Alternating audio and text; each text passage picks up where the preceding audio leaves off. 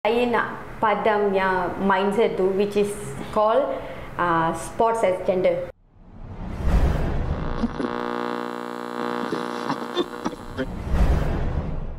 Assalamualaikum warahmatullahi wabarakatuh. Selamat pagi kepada semua follower page Harimau Malaya. Kita jumpa lagi. Rasanya dah lama saya tak kendalikan podcast. Selalu tengok Maira, tengok Ros kan. Rasa rindu juga nak buat podcast. So hari ini saya datang dengan seorang tetamu istimewa.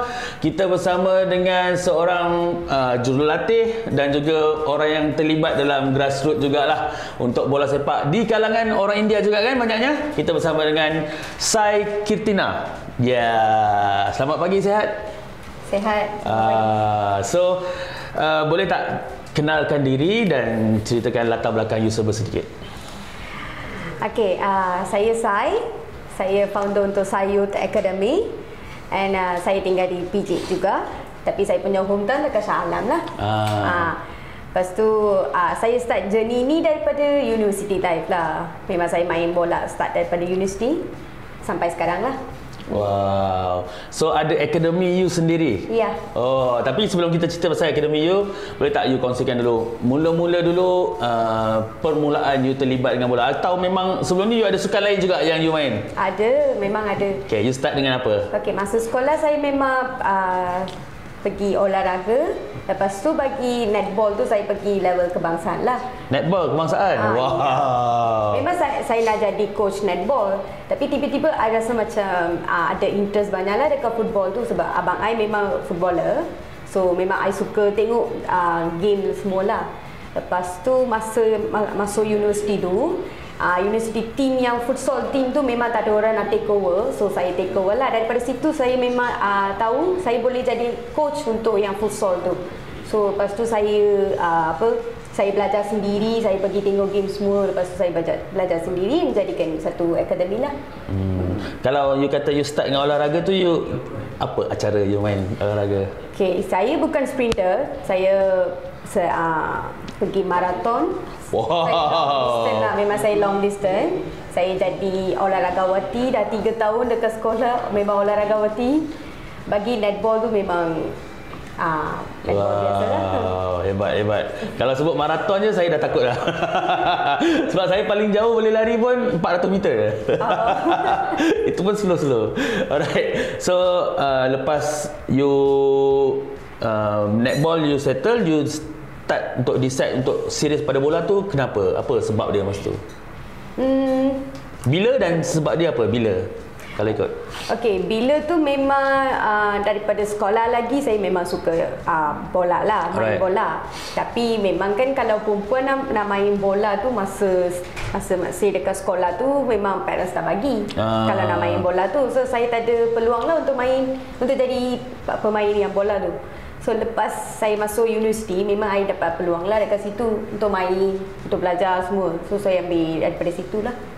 So mula minat bola tu, mula serius dekat universiti lah? Dekat universiti, serius tu dekat universiti. So you bermain jugalah, sampai level mana you bermain? Sampai level tu memang kelab-kelab sendirilah, kelab kecil-kecil. Lepas tu saya ada pergi juga untuk selection semua tim-tim besar tu. Memang tak dapat lah sebab saya baru start kan. Saya pun memang tahu lah. Saya just bagi exposure dekat situ. Lepas tu lepas saya masuk yang selection tu, saya ada pergi satu friendly. Dekat friendly tu memang saya punya, saya dapat ACL lah. So saya tak dapat main. Lepas tu saya masuk teaching lah, coaching semua. ACL? Berapa lama tak boleh berjalan? Berapa lama tak boleh main bola tu? Setahun lebih. Wow. You ingat lagi macam mana jadi injury tu? You berebut bola ke ataupun you terjatuh sendiri? Memang dua-dua sekali lah. Yang tu memang daripada abang saya sendiri. Masa main friendly tu, dia anggap bola tu dekat saya. Tapi bola tu I dah lepas pun. Dia terus hantam kaki saya. Dia ingat ada bola dekat saya lah. So dia terus hantam kaki saya. Lepas tu macam mana sakitnya tu? No words to describe. And memang you shouting gila-gila lepas tu. Itu yang paling nightmare untuk player bola kan. Dan kiranya itu penamat untuk you aktif secara serius untuk bola lah. Dan you decide untuk coaching sahaja? Coaching saja. Okay, apa yang you buat untuk start coaching tu? Okay, first kali I start coaching tu sebab apa tahu? Sebab saya tak boleh jadi seorang pemain dekat bola sepak tu, tapi saya boleh jadikan seorang lagi jadi pemain bola sepak. So sebab tu saya start coaching dulu. So daripada coaching tu saya start grassroots training lah. Saya memang encourage saya punya perempuan semua dalam kalangan India. Saya memang ajak dia orang pergi main sendiri macam tu. Walaupun dia orang tak tahu sepak bola pun tak tahu, saya akan ajak dia orang macam mana cara dia semua. Macam biasanya grassroots training. Lepas tu I start dengan perempuan. Lepas tu ada yang kids, kanak-kanak pun nak join lah. Lepas tu I start grassroots training bagi kanak-kanak juga. Lepas tu bagi laki team kan. Saya ada laki dalam 30 orang macam tu dekat akademi saya. Lebih daripada 30 orang lah.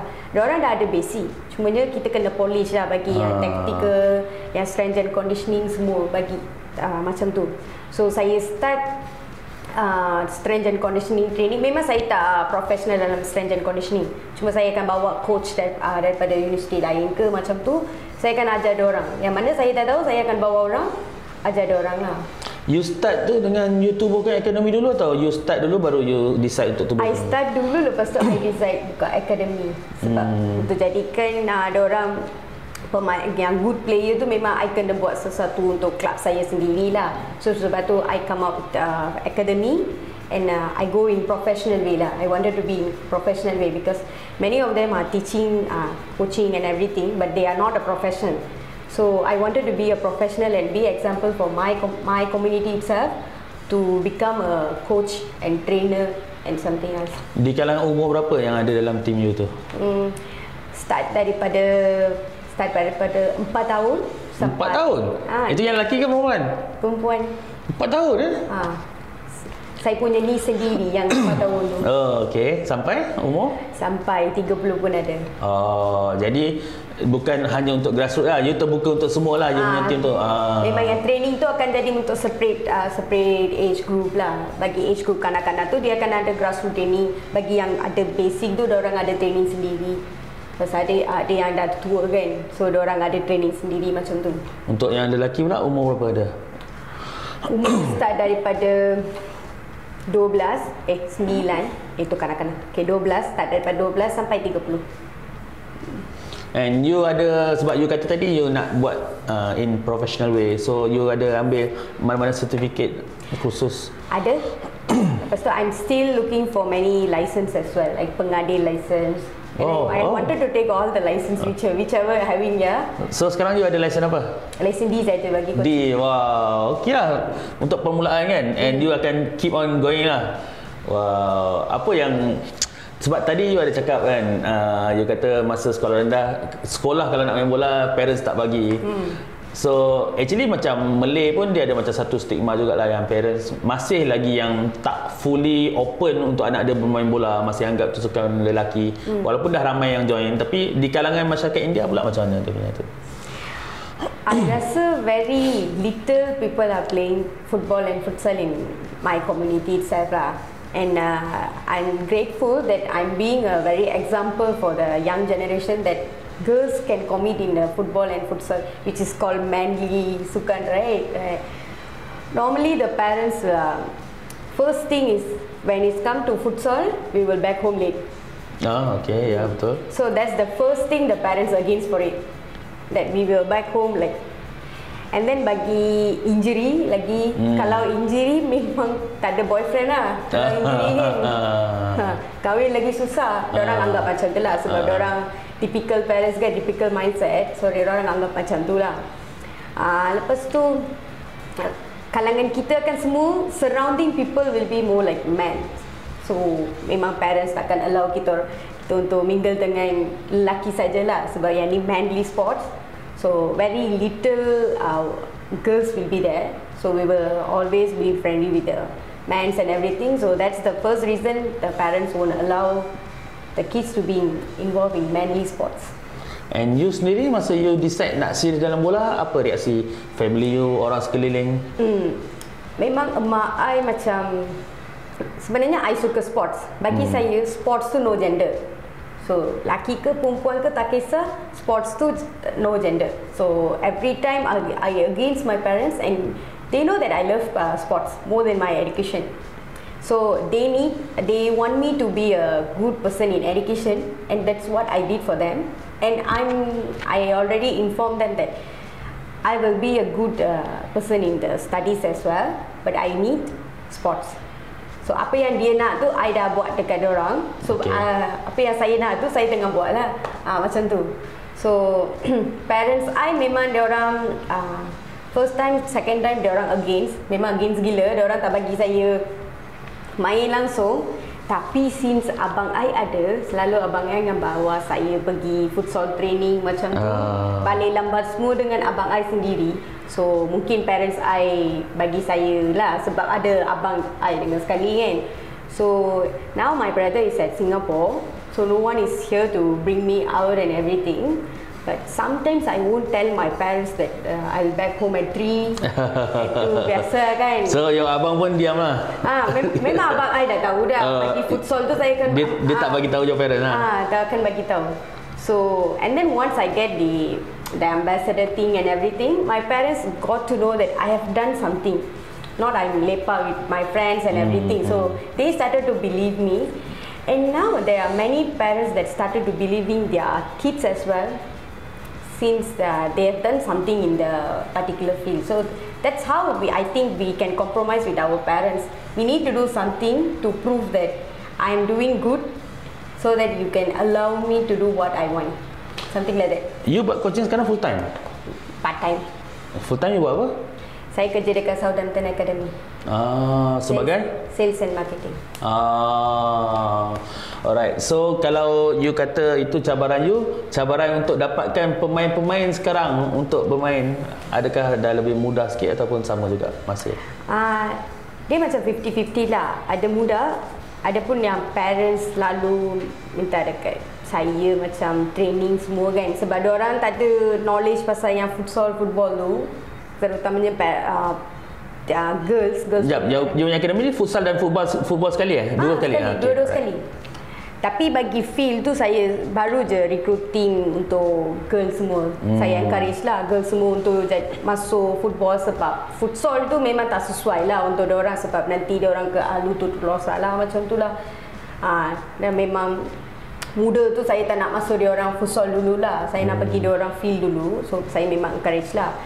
Tapi bagi parents kan, diorang selalu akan minta saya buat training macam kalau training tu malam kan, mungkin kalau tournament tu malam, friendly tu malam, yang tu lah cabaran terutama. Kalau saya nak bawa dia orang pergi tournament ke friendly ke, kalau malam memang saya tak boleh. So saya kena bagi dengan team yang friendly, masuk friendly tu, suruh dia orang datang pagi ke petang ke macam tu. Yang tu first thing lah. Tapi itu untuk yang perempuan saja atau lelaki pun sama? Lelaki pun sama. Zaman dulu memang parents tu tak kisah pun anak lelaki dia pergi main bola ke macam tu, dia orang still okay. Tapi zaman sekarang kan, memang parents takkan bagi yang lelaki juga, kanak-kanak lelaki juga, dia orang takkan bagi dia pergi main bola sendiri. Security reason lah. Security reason, betul. Security reason saya pun tak faham. Kenapa dia memang zaman sekarang yang kanak-kanak tu bukan macam dulu tau. Kita memang kalau kita punya hobi memang pergi padang ambil bola sendiri main kan. Tapi sekarang kan diorang ada handphone kan. So diorang punya hobi tu memang tukar lah. Yang anak tu sendiri kalau nak datang training tu diorang malas sikit lah kalau nak join training tu. Itu cabaran lah. Nak bagi diorang selalu excited dengan bola tu ada masalah sikit. Ada masalah, betul. You punya training session berapa kali seminggu? Waktu apa? Okay, saya punya training session Sabtu dengan Ahad. Sabtu pagi, Ahad petang. Kadang-kadang kalau Sabtu ada training, Ahad tu I akan bawa dia orang pergi friendly match. Yang Ure tu saya akan ada friendly match lah, bagi futsal, field semua saya akan ada friendly match. So yang mistake dia orang buat dekat friendly match tu, saya akan polish pada next training lah yang hari Sabtu.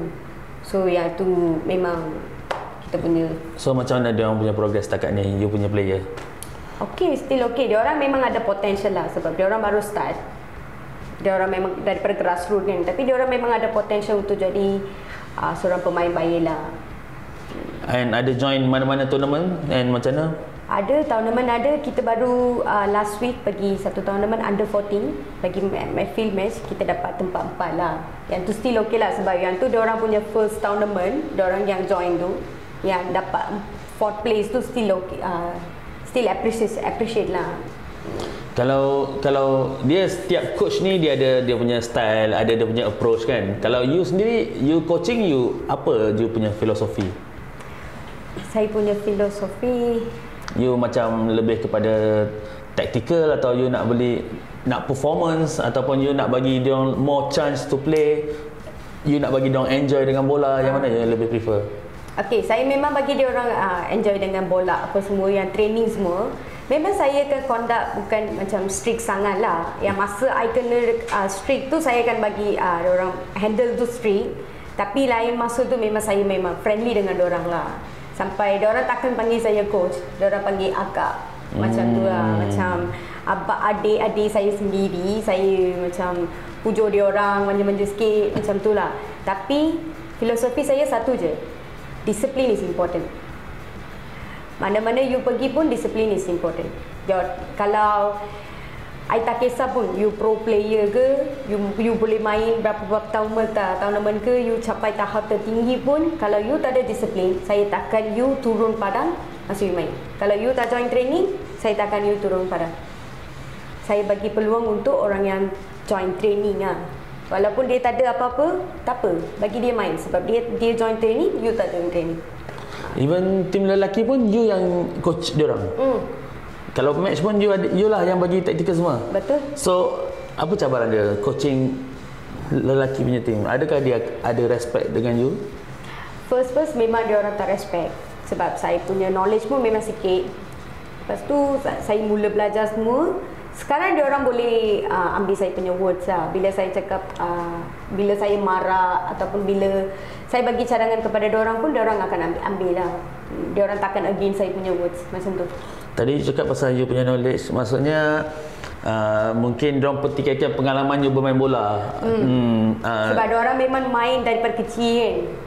Kalau ikutkan saya dengan dia yang lebih pengalaman daripada saya. Tapi sebagai player lah, sebagai coaching tu, first memang diorang tak appreciate saya punya words semua. Tapi bermula saya ada knowledge, lepas tu apa yang saya bagi tahu diorang tu betul. So diorang sendirilah tahu saya ada pengalaman semua. Apa yang saya cakap tu betul. Maksud you bila diorang tak appreciate apa you cakap tu, pernah bergaduh tak? Maksudnya dia orang lawan lah apa yang you cakap. Memang ada lawan. Ada lawan, bukan bergaduh besar macam tu lah. Tapi arguments is there. But when the argument, I always win. That's the thing. Itu memang women always win. Kalau makan bola pun women always win. So kalau ikut sekarang, apa yang buat you rasa you punya team ni quality dia kat mana? Setakat ni you tengok. Kalau satu daripada 10 kan, I boleh bagi dia orang sampai 4 lah, 4 macam tu. Dia orang masih ada yang things untuk polish dengan semua. Dia orang ada basic, cumanya dia orang tak tahu yang strategik semua, yang tactical semua belum tahu lagi. So saya sikit-sikit bagi tahu dia orang lah masa main tu. Untuk player-player wanita you kan, terutama yang mungkin yang muda-muda lagi, dia pernah communicate dengan you tak apa dia punya impian, dia orang nak serius main bola betul-betul atau dia just hobi je? Ada. Dia orang punya yang memang cita-cita tu, dia orang nak jadi national, pergi national team lah, macam tu pun ada. So yang pergi national team tu mungkin dia orang kena ada banyak training lah, bukan saja daripada saya, dia orang sendiri kena ada lah. Saya dah bagi tahu dia orang banyak kali, dia orang kena ada training sendiri baru you boleh pergi yang tahap macam tu. So dia orang pun tengah potensial lah untuk pergi tu. And dia orang sendiri komit untuk bagi ekstra untuk ada. Saya pukul 3 pagi pun mungkin dia orang akan call saya, dia orang akan tanyalah, macam saya biasa suruh dia orang main tengok game semua. Kan mungkin ada Malaysian game macam tu kan. Dia orang pun sekarang macam lelaki dah. Dia orang tak tidur, dia orang tengok game tu. Dia orang akan call saya lah. You ada tengok game tak? Masa tu I tengok tidur pun dia orang akan call saya. Dan dia orang cakap apa? Tengok daripada game tu, tactical tu lah, sembangnya you lah. Tactical tu betul. Coach, apa yang you bagi tahu pagi tadi tu betul lah. Yang player tu buat macam ni, player tu macam ni. Macam tu lah. And you sendiri ada follow tak situasi bola sepak keseluruhannya, bola sepak wanita, bola sepak nasional? Ada. So first I tanya you pasal wanita, you tengok macam ada potential untuk kita berkembang lebih jauh Malaysia. Sebab kalau ikut negara jiran kita, Filipina dah main World Cup, Vietnam main World Cup. Malaysia macam mana you rasa? Malaysia sebenarnya ada potential untuk pergi macam tu, tapi cuma mungkin yang sports ni kan, boleh bincang pasal lebih dalam tak? Silakan. Okay, when it comes to the sports in Malaysia, right? Beyond than sports, there is many political things in it. So I think the Malaysians should avoid the political things to come in the sports, so that the players could achieve more, like internationally and everything. I think the Malaysia should give the chance to Malaysian first. Okay. The priority is for Malaysian first. Then we can go for the international everything. So kita dah ada player semua. Memang ada banyak player muda-muda semua still masih buat training semua kan. Diorang masih still growing on their way. But when it comes to the selection or anything, when the political is there, these players are not getting the chances to be a part of the teams. So there they might give up on the football or anything, so that it will not encourage the young people to grow in the sports. They getting fed up lah. Dia memang fed up. Kalau dia dah bagi tahun-tahun, dia dah training bertahun-tahun, tapi tiba-tiba masa selection tu orang tak dapat. So dia tak dapat, tapi orang lain yang dapat tu, dia macam fed up lah. Memang saya sendiri pun akan fed up kalau saya buat training untuk memang jadikan macam tu, tapi tiba-tiba orang lain dapat. And you pernah experience benda tu? Nampak dia memang ada favoritism dia macam tu? Ada favoritism, memang ada banyak dekat bukan saja dekat Malaysia, mungkin dekat semua tempat ada. Tapi saya rasa dekat sini kan, memang kita kena bagi peluang untuk Malaysian dululah. Okay, sorry kalau saya tanya. Pada observation you, favoritism tu is more like racist? I don't involve racist here because I see there are some we talk frankly lah. To be honest, even Malay itself don't get the opportunity to be in the Malay in the national team. So we cannot talk about the racism here. So there is maybe there is a racism, I didn't know. But the first major thing what I see is the Malaysian itself didn't get the opportunity to be in the national team because they are very little players. Malay players are in the team. Yeah, betul. So when the Malay itself don't get the chance, so obviously the Indians and Chinese won't get the chance to be in the national team. So it's a fact. It's a Malaysian fact. So that's the thing. Ramai juga yang berpendapat macam you, sebab macam you cakap lah, sekarang tumpuan banyak naturalisasi dan darah warisan juga. Tapi you rasa kalau orang yang aktif dalam grassroots, you rasa berapa tahun yang kita perlukan sebenarnya untuk kita punya root tu kuat untuk tumbuhkan real Malaysia? You rasa? Saya rasa 5 to 10 years lah. Sebab dia orang masih muda lagi. So dia orang kena ada banyak game dululah sebelum dia orang masuk yang tim-tim besar macam tu. Saya rasa semua grassroots macam tu lah. Kalau grassroots tu memang dia orang ada basic.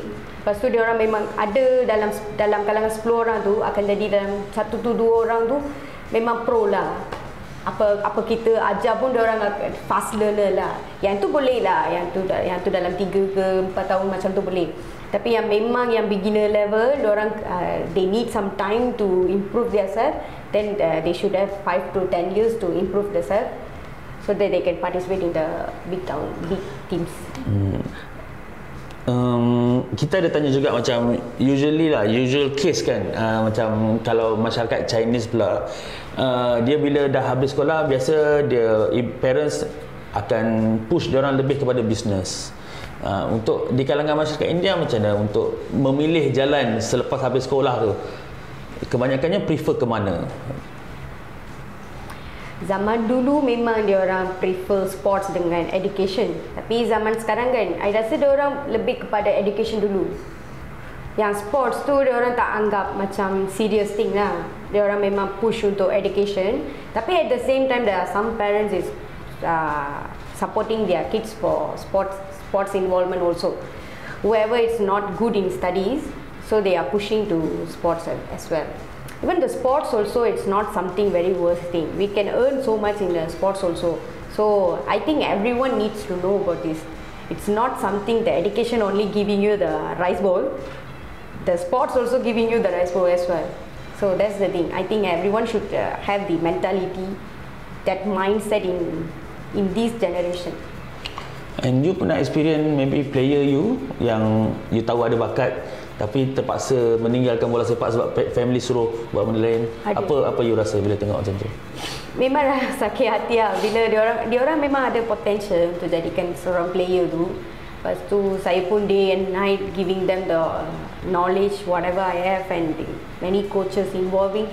So when saya punya cara tu, kalau diorang dah ada yang pro punya style tu, saya takkan simpan diorang dekat saya punya akademi. Saya akan bagi diorang main kelab besar macam tu. Saya akan bincang dengan coach lain. Saya akan bawa diorang pergi explore team-team lain lah. I believe that's how they grow up. I don't want to keep them in my academy. I want them to grow. Not I want my academy to grow. That's the first thing. So when from my academy, when I shift them to other clubs or big clubs as well, the parents won't allow them to participate in the other clubs just because of the studies, like SPM, something like that. There are many my players. When come to the SPM, right, the SPM part is very worst part. When you have the SPM and when you have the sports, and the parents give the priority for SPM first. The sports is the second thing. Even the second, they think it's a second thing also still good, but they always wanted to stop the sports and go for the studies. So benda tu macam sakit lah bila diorang dah ada potential tapi parents tu bagi obstacles dekat situ yang budak tu pun tak boleh pergi jauh lah. Macam tu. Ada student memang macam tu ada. And tadi you cakap you tak kisah untuk akademi you punya nama, you pentingkan player you punya growth. Tapi itu macam you sacrifice jugalah. Sebab kalau you simpan dia, mungkin orang akan anggap wah akademi you ada player bagus. Why you willing sacrifice macam tu? Actually, for your information, my academy is free training for everyone. I don't charge for them. So I created this academy is not to develop my academy itself. I wanted to develop the individual. I want them to go for any big team, something like that. I want them to achieve. So I want them to achieve and come back to my academy as a trainer, and they should bring 10 players from the each should take at least 10 players along with them to be a good player with them lah. So that's my actually motive. I don't care even I don't have a good player or anything. It's not something my academy is competitive for everyone. I want my players to be a competitive for others. That's the thing. I think you are more than coach. You are like a teacher juga. Betul. Memang selama ni you buat for free? Yeah. So saya punya funding tu, memang semua orang ada soalan tu lah. Memang funding tu daripada siapa? Saya dah buat liga sendiri dekat Setapak, futsal liga tu. Daripada yang income saya dapat daripada situ tu, saya memang masuk akademi sekali lah. Wow, means you memang tak ambil anything pun? Tak. Bukan senang nak buat macam tu. Apa yang buat you rasa you perlu buat ni? Sebab apa yang bagi you kuat untuk buat benda ni? And pernah rasa nak give up ke? Penat ke? Maybe I rasa pernah give up. Tapi kan, yang first thing that makes me to do something like this is first thing is my community itself. There is no one to willingly do this for my community. Maybe if there is someone who can do something like this, I'll be one of the star in the Malaysia right now. So I didn't get the opportunity, something like that. I cannot blame my older generation. They should have done or anything. But I don't want my next generation blame on my generation that we didn't do anything for them. I want to do something for my community so that they can be a one in the next generation lah. So that's the first thing. Saya nampak itu satu aspiration yang besar, tapi untuk you sustain sendiri mungkin agak berat. Siapa yang you harapkan boleh datang membantu? You pernah approach anyone untuk datang tolong atau mana-mana pihak? Ada memang banyak ada, tapi to be honest being in this manly sports, right? If you are being a woman and you are asking for the sponsorship, there will be two things that you could face. First thing is they will pandang rendah lah. Yang tu ada, mungkin you jadi seorang wanita, you pergi tanya sponsorship untuk tim bola, dia orang tak percaya you. First thing. Yang second thing, kalau dia orang percaya pun benda-benda busuk adalah dekat situ. Dia orang mungkin ambil advantage ke, kalau saya bagi you sponsor, you kena buat macam ni, macam tu. Memang benda tu adalah, saya pernah kena banyak kali. So lepas kejadian tu, memang I takut lah minta sponsorship dekat pihak mana-mana, sebab I dah jadi fobia bagi yang sponsorship tu. So kalau nak tanya pun, kalau nak minta sponsorship pun, bagi sampel lah. Example, saya pergi under 14 tournament, yang MIFA tournament, 24 dengan 25 hari bulan ni. So memang kita perlukan dalam 6,000 macam tu lah. Dekat mana? Dekat Melaka, Padang 10. So you akan hantar tim you atau you macam mana? Saya hantar tim saya sendiri. Sai Youth. Baik. Saya tim sendiri. Dia ada 20 tim total. Bagi perempuan 9 tim. So yang ni memang interclub punya lah. You akan hantar lelaki dan perempuan juga? Perempuan tim saya tak ada lagi. So saya hantar lelaki dululah. So saya perlukan 6,000, 6 hingga 7,000 macam tu, sebab nak buat kena buat 2 JC semua, sebab saya baru start. And you kena stay sana berapa hari? 2 hari lah? 3 hari 2 malam. 3 hari 2 malam.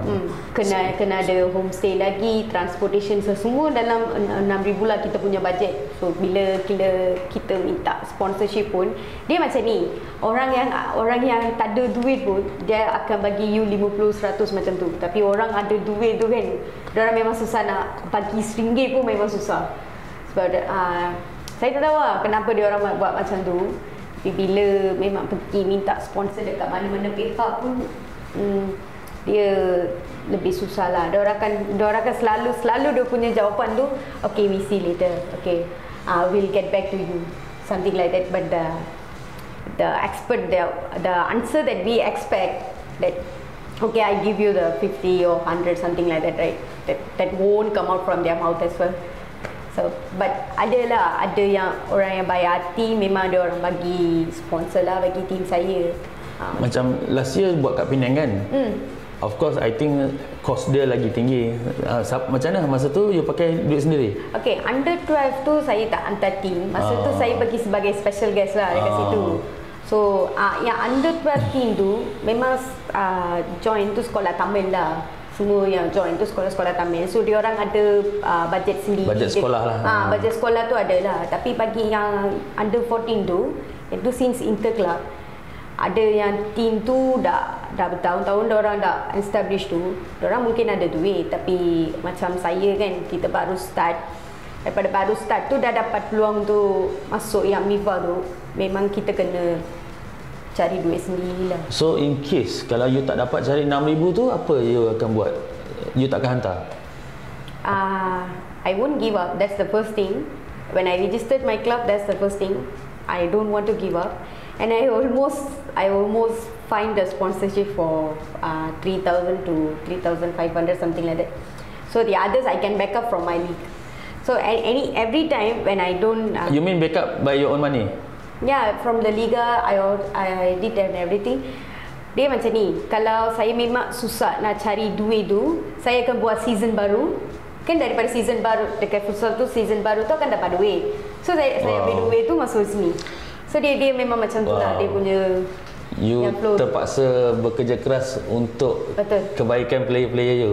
Memang setiap hari tu I ada liga lah.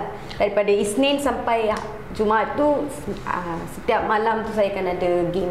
So saya kena pergi daripada PJ tu, saya kena travel ke Sapa lah, macam tu. And you ada main dekat Gemencih juga hari tu, dia kata?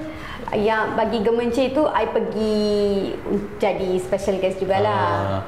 Then you kena fokus dengan your full time kerja pula. Wow, you superwoman ni. Saya kena fokus pada family juga sebab saya seorang je sekarang dekat living with my family lah. Others all are so far from me and I need to look after them also. I need to go any emergency, I'm the one need to go to my family and bring them and everything. And you must admit all these are hectic, right? Tapi apa kepuasannya tu? Apa yang buat you satisfied untuk buat benda ni semua? You pernah rasa tak happy, puas dapat tolong? Memang setiap kali ada yang sebab tanya lah. Penat dia mesti luar biasa punya penat. Betul.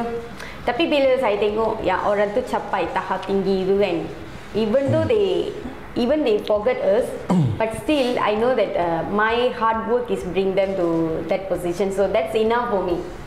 That's very enough for me. I don't want them to mention my academy or anything. I want them to grow, and that's what I need, and that's what they need. So itu macam satisfaction is something. Satisfaction comes when you expect something, right? Since I didn't expect anything from them, I don't need any satisfaction for me to be in this field. Wow. I know that even when I get the ambassadorship and everything, right, I didn't even expect any one person from anyone something like that. But when there is a recognition for my hard work, and I believe there is something will come for me without I expect anything. Even maybe it could be anything, any big thing or something like ambassadorship. That's what I got. Wow.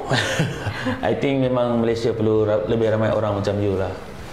You memang give everything for this field, and I think one day kerja you akan mesti ada orang akan appreciate punya. Okay, let's say lah ada orang tengok video ni and dia rasa berminat untuk support dia punya team, how dia boleh membantu? Okay, diorang boleh contact I daripada Instagram kita orang, Sai Youth Academy, ataupun Instagram saya sendiri, Saikirtina, ataupun boleh hubungi talian lah. Boleh bagi talian? Boleh. 016-988-3794. Nombor yang WhatsApp tu kan? Ya. Nanti editor kita tulis kat bawah. Okey. Okey, itu tournament bila 24-25? 24-25. Dekat Melaka, right? Dekat Melaka. Kalau free join lah. So dia nak sebolehnya kalau ada sumbangan tu secepat mungkin lah kan? Sebab you nak arrange. Arrange. Apa yang tak settle lagi untuk arrange homestay? Homestay dengan transportation. Sebab kena settle dengan means lagi. Sebab player kan kita kena bagi makanan. Alright, last sebelum kita tutup, apa harapan you dalam coaching, dalam career you and dalam bola sepak Malaysia? Okay, sebenarnya saya nak padam yang mindset tu, which is called sports as gender.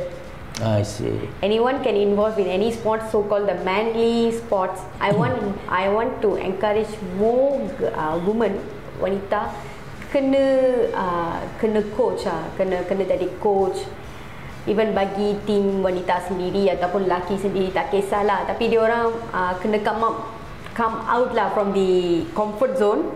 They all need to work out of the box and then my harapan or my cita-cita, right, I want the Malaysians to be in the football field mainly. So even what I see, there are many potential players in Malaysia. I don't call it as a racist or anything, but I call it as a favoritism, as what you said just now.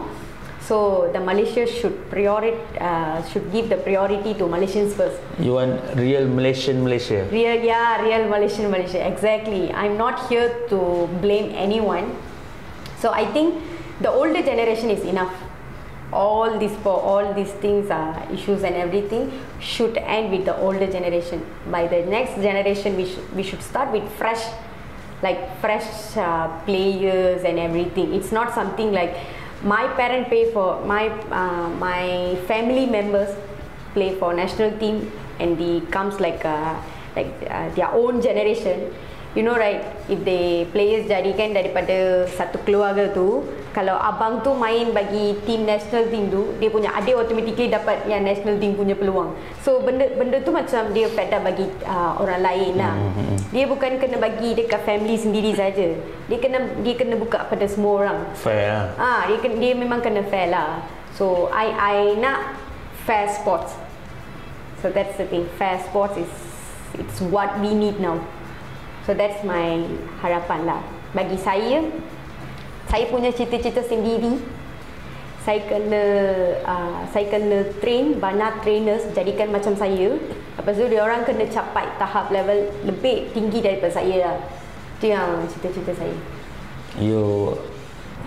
You pernah harapkan you dapat kelab yang lebih besar untuk manage, atau you nak stay dengan you punya kelab saja? Kalau dapat, I will appreciate it, because I don't want to. I know I'm giving all my energy to the public, as well as I need something in back. So I know that even I didn't expect anything from it, but I still my energy needs something like this. So if there is any chance, I will grab it. If no chance, then I will bring my academy to be one who can give the chance to others. Alright, thank you. And lastly, you are duta figures kan? Yeah. So just briefly, you cakap apa kelebihan you menggunakan barangan figures? Okay, dia macam ni. Saya memang bagi tahu semua player akademi saya lah. Masa saya start main futsal, saya guna kasut biasa-biasa lah. Even not sport shoe also. Alright. Fancy shoe. Tapi sekarang, I tak tahu nak pergi even tengok game pun, saya tak tahu. Saya memang selalu keliru lah nak pakai kasut mana, sebab saya dah ada 10 pasal lebih. Saya tak tahu yang pakai mana tu. So dia punya bagi yang figures tu kan, saya memang suka edition baru lah. Dia punya colour semua kan, daripada far tu boleh nampak lah yang kasut tu. Tapi my favourite is the turquoise orange lah, figures tu. Sebab dia punya grip tu memang cantik lah. And bila pakai kasut figures, performance you akan lebih baik? Ya, betul.